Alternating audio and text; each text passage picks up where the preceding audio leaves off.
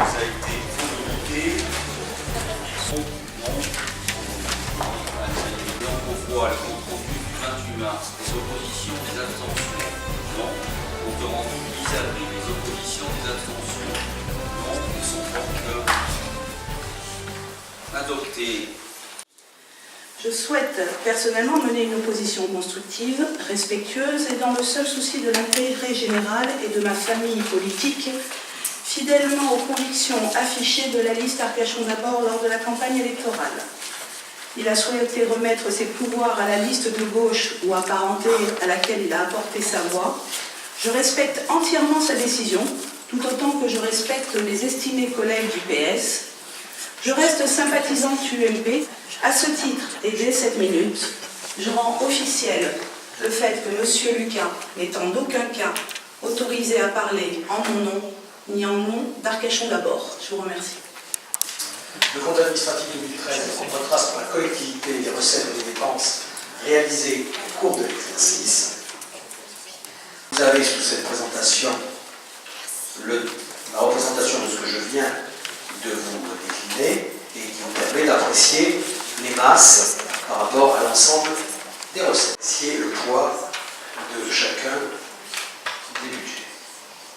De l'année 2013 met en évidence les grands axes de notre politique budgétaire. Je voudrais remercier Jean-Paul Chansarel de ses explications qu'il vient de nous donner en qualité de maire adjoint. Donc j'ouvre le débat. Madame B. Afin de supporter un train de vie important, la commune s'endette fortement. Je n'ose imaginer les dégâts si la COBAS n'avait pris en charge les transports, les écoles, la construction de la piscine. Je comprends pourquoi vous appelez la grande intercommunalité de vos voeux. Autant de contribuables prenant en charge les dépenses pharaoniques de la commune d'Arcachon, ce serait une aubaine. J'en déduis que si j'étais Vinci, Eiffage, SPI, Veolia, la Cogedim ou l'Université de Bordeaux 1 et tutti quanti, j'adorerais faire des affaires avec vous. Je serais sûre de sortir gagnante, comme d'ailleurs les établissements bancaires, puisqu'in fine, c'est le contribuable arcachonnais via la commune et la COBAS qui mettra la main à la poche. J'attends avec impatience le rapport de la Chambre régionale des comptes qui devrait être édifiant. Merci. Monsieur le maire, chers collègues, le compte administratif est le reflet, l'image conforme des finances de la ville.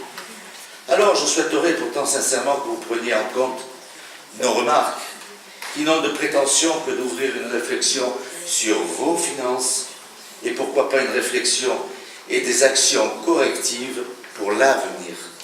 Les finances de la ville sont extrêmement bien gérées. Nous sommes extrêmement attentifs aujourd'hui à ce que la fiscalité reste la plus modérée possible. L'engagement qui a été pris par notre maire lors des dernières élections municipales a été que la fiscalité pour notre population reste stable. Et je peux vous dire que contrairement à ce qui a été dit tout à l'heure, lorsque la ville d'Arcachon va sur les marchés et a besoin d'un petit emprunt, les banques sont plutôt en train d'essayer de se battre pour nous prêter de l'argent plutôt que de se retirer pour avoir peur de nous en prêter. Donc je crois que ça c'est un signe absolument fort. Monsieur Chansarel, vous êtes exceptionnel. Je dois dire que vous faites des bandes dessinées extraordinaires, mais permettez-moi de mettre les bulles pour pouvoir expliquer. Il est évident que les banques vont se disputer pour prêter à Arcachon.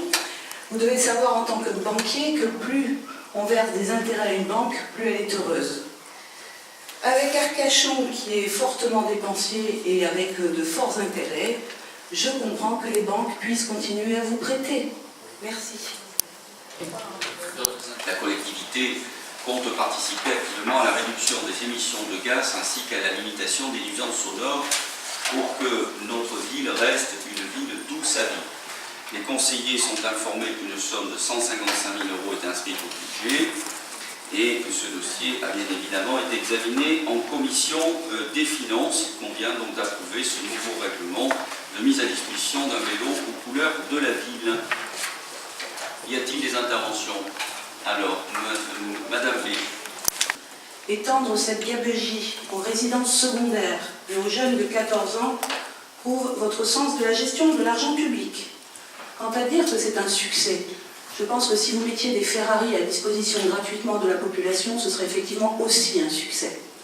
De plus, je propose qu'afin de ramener les familles à Arcachon, vous offriez des tricycles et des trottinettes. Au point où on en est, le ridicule ne tue plus.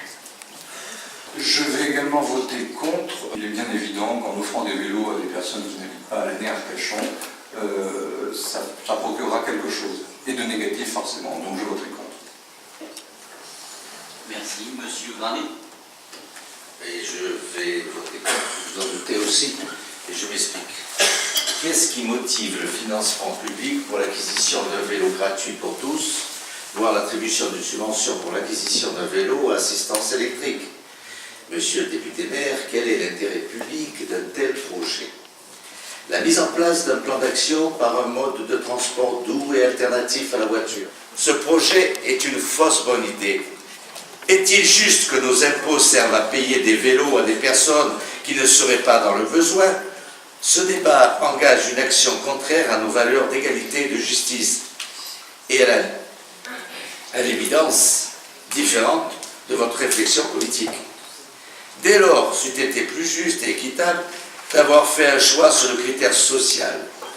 Alors, est-ce une récompense faite à certains de vos électeurs? Est-ce pour nous faire connaître dans les quartiers aisés de la capitale, où certains vélos ne manqueront pas d'être emmenés? Par cette mesure, monsieur le maire fait le choix délibéré de la politique à papa et du clientélisme. Un choix à l'opposé de la vision que nous faisons de la politique sociale. Nous ne voterons pas ce projet inique. Certes, nous sommes pour la pratique du vélo et en faveur d'une baisse d'émissions de gaz à effet de serre, mais pas à n'importe quelle condition. Nous voterons contre cette délibération. Merci. Nous, qu'est-ce qui nous a mobilisés dans cette politique vélo, en fait? Elle vient de loin, hein. On l'a réalisée en 2012 alors qu'elle était déjà sur les rails depuis de nombreuses années. Et le dernier volet de cette politique de déplacement doux, alternatif à la voiture, c'était effectivement l'attribution du vélo. On étend maintenant cette mesure aux résidences secondaires. On a fait d'abord un vélo par foyer fiscal, maintenant on va faire un vélo pour tous les membres du même foyer fiscal et en plus pour les résidents secondaires. C'est la raison pour laquelle, oui, effectivement, on est fiers de cette politique vélo. On en a distribué à peu près, je crois, 3000, je sais plus. Ouais, on va être à peu près à 3000 dans les semaines qui viennent, donc ce qui correspond grosso modo à un quart de la population, et donc c'est plutôt un succès, et on est fiers de cela. Donc je mets ce dossier aux voix. Y a-t-il des oppositions? 1, 2, 3, 4, 5, des abstentions. Le dossier est donc voté à la majorité.